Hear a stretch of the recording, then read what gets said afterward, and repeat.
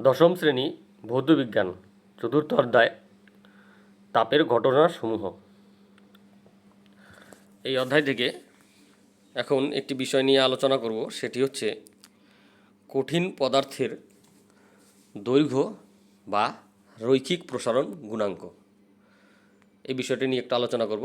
তো প্রথমে আমরা কি শিখব? প্রথমে শিখব রৈখিক বা দৈর্ঘ্য প্রসারণ গুণাঙ্কের সংজ্ঞা বা কাকে বলে, বলতে কি বুঝি। তারপর রৈখিক দৈর্ঘ্য প্রসারণ গুণাঙ্কের রাশিমালা কিভাবে প্রতিষ্ঠা করতে হয় সেটা দেখব এবং তার সঙ্গে দুই একটি প্রশ্ন নিয়ে আলোচনা করব। তো প্রথমে আমরা দেখে নিচ্ছি রৈখিক বা দৈর্ঘ্য প্রসারণ গুণাঙ্কের সংজ্ঞা। কোশ্চেন নাম্বার 18, রৈখিক বা দৈর্ঘ্য প্রসারণ গুণাঙ্কের সংজ্ঞা দাও। তাহলে এবার আমরা দেখছি যে রৈখিক বা দৈর্ঘ্য প্রসারণ গুণাঙ্ক কাকে বলে। প্রতি 1 ডিগ্রি উষ্ণতা বৃদ্ধির জন্য কোনো কঠিন পদার্থের প্রতি একক দৈর্ঘ্যে যে দৈর্ঘ্য প্রসারণ হয় তাকে ওই পদার্থের রৈখিক প্রসারণ গুণাঙ্ক বলে। অর্থাৎ উদাহরণ হিসাবে আমি ধরে নিচ্ছি যে 1 সেন্টিমিটার দৈর্ঘ্যের একটা ধাতব দণ্ড নিচ্ছি, তার উষ্ণতা আমি 1 ডিগ্রি সেন্টিগ্রেড বৃদ্ধি করলাম। এবার কি হবে? তাহলে ওই ধাতব দণ্ডের দৈর্ঘ্য বৃদ্ধি হবে কিছুটা।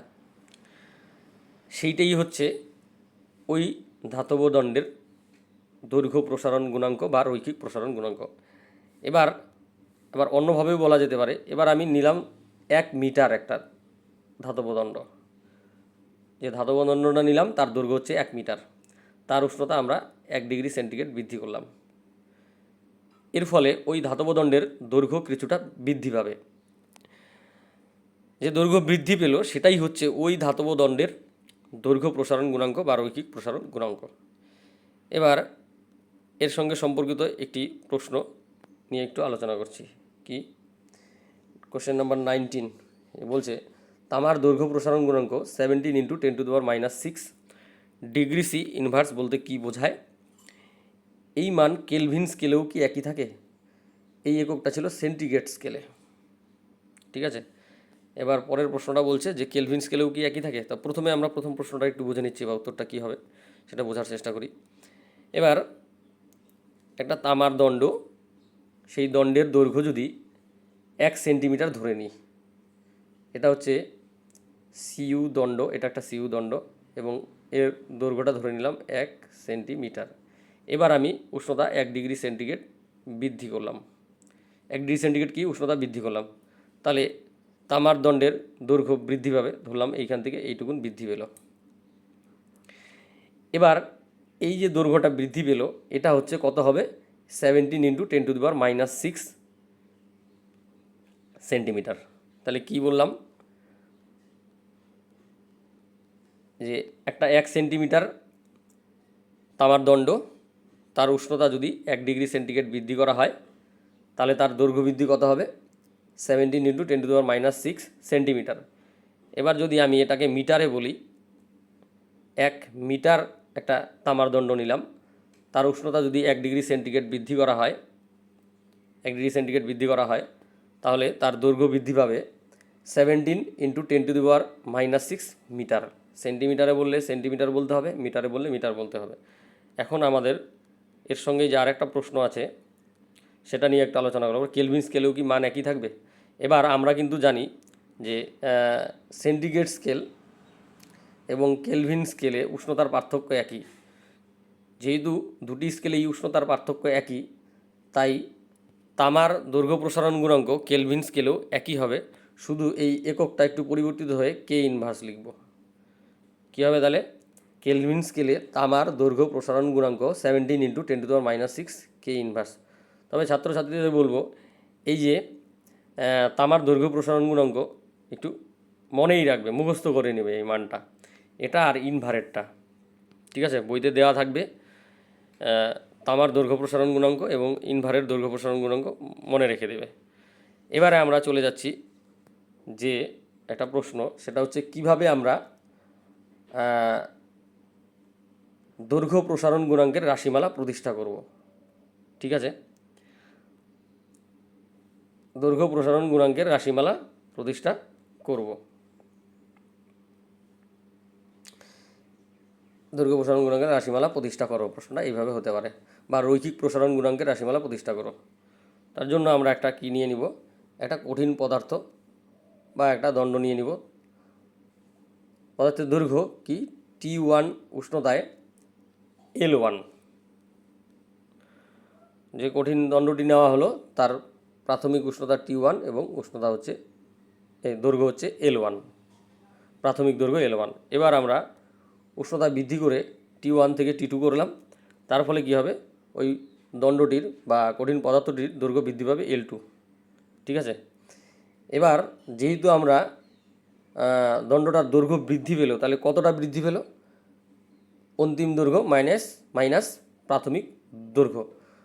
অন্তিম দৈর্ঘ্যের থেকে যদি প্রাথমিক দৈর্ঘ্য আমরা বিয়োগ করি তাহলে আমরা বৃদ্ধির পরিমাণটা পেয়ে যাচ্ছি। তাহলে দণ্ডের দৈর্ঘ্য বৃদ্ধি হলো L2 মাইনাস L1। এবার উষ্ণতা বৃদ্ধি পরিমাণ কত, T2 মাইনাস T1, কারণ অন্তিম উষ্ণতা হচ্ছে T2 এবং প্রাথমিক উষ্ণতা হচ্ছে T1। তাহলে অন্তিম থেকে প্রাথমিক বিয়োগ করলে আমরা উষ্ণতা বৃদ্ধির পরিমাণটা পেয়ে যাচ্ছি। এবার পরীক্ষার সাহায্যে দেখা যায় যে এই যে দৈর্ঘ্য বৃদ্ধি প্রাথমিক দৈর্ঘ্যের সমানুপাতিক। অর্থাৎ প্রাথমিক দৈর্ঘ্য যদি বেশি নেওয়া হয় তাহলে দৈর্ঘ্য বৃদ্ধি বেশি হবে, প্রাথমিক দৈর্ঘ্য যদি কম নেওয়া হয় তাহলে দৈর্ঘ্য বৃদ্ধি কম হবে। অর্থাৎ কি দেখতে পাচ্ছি আমরা পরীক্ষার সাহায্যে, এটাই দেখা গেছে যে দৈর্ঘ্য বৃদ্ধি প্রাথমিক দৈর্ঘ্যের সমানুপাতিক। আরেকটা জিনিস, দৈর্ঘ্য বৃদ্ধি আরেকটা বিষয়ের উপর নির্ভর করে, সেটা হচ্ছে উষ্ণতা বৃদ্ধির সঙ্গে সমানুপাতিক। এটা তো বোঝাই যায়, উষ্ণতা বৃদ্ধি করলে দৈর্ঘ্য বৃদ্ধি বেশি হবে, উষ্ণতা কম বৃদ্ধি করলে দৈর্ঘ্য বৃদ্ধি কম বৃদ্ধি পাবে, ঠিক কিনা। উষ্ণতা যদি বেশি পরিমাণে বৃদ্ধি করি তাহলে দৈর্ঘ্য বৃদ্ধি বেশি হবে, আর উষ্ণতা যদি কম বৃদ্ধি করি তাহলে দৈর্ঘ্য বৃদ্ধি কম হবে। এবার আমরা ভেদের নিয়ম অনুযায়ী কী লিখতে পারি, যে L2 মাইনাস L1 দৈর্ঘ্য বৃদ্ধি এই দুটোর গুণফলের সঙ্গে সমানুপাতিক হয়ে যাবে। তাই জন্য আমরা কী লিখলাম, L2 minus L1 proportional to L1 into T2 minus T1।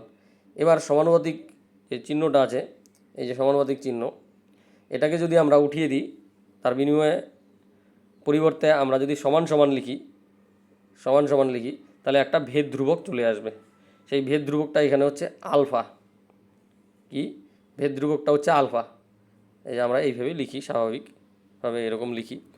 তা আলফা, তাহলে আমার সমীকরণটা কি দাঁড়িয়ে যাচ্ছে, যে L2 minus L1 equals to alpha into L1 into T2 minus T1। এই আলফাকে বলা হয় দৈর্ঘ্য প্রসারণ গুণাঙ্ক। এই যে আলফাকে বলা হয় দৈর্ঘ্য প্রসারণ গুণাঙ্ক। এই আলফা হলো একটি সমানুপাতিক ধ্রুবক, যাকে দৈর্ঘ্য প্রসারণ গুণাঙ্ক বলা হয়। ঠিক আছে। এইবার তাহলে আমার সমীকরণটা কী দাঁড়াচ্ছে, দৈর্ঘ্য প্রসারণ গুণাঙ্ক alpha equals to L2 minus L1 by L1 into T2 minus T1। এই হচ্ছে দৈর্ঘ্য প্রসারণ গুণাঙ্কের যে রাশিমালা, সেটা হচ্ছে এটা।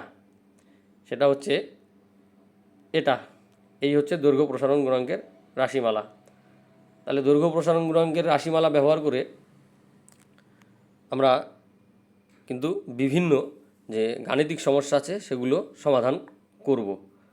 এখান থেকে কিন্তু পরীক্ষায় প্রশ্ন আসতে পারে। প্রশ্ন দিয়ে দিল, সেখান থেকে বলল যে দৈর্ঘ্য প্রসারণ গুণাঙ্ক কত হবে। তাহলে কিন্তু আমরা এই যে রাশিমালা বা এই ফর্মুলাটা ব্যবহার করে আমরা কিন্তু অঙ্ক করতে পারবো। ঠিক আছে। তা আজকের ভিডিওতে এই পর্যন্তই। নেক্সট ভিডিওতে আবার অন্য বিষয় নিয়ে আলোচনা করব। ঠিক আছে।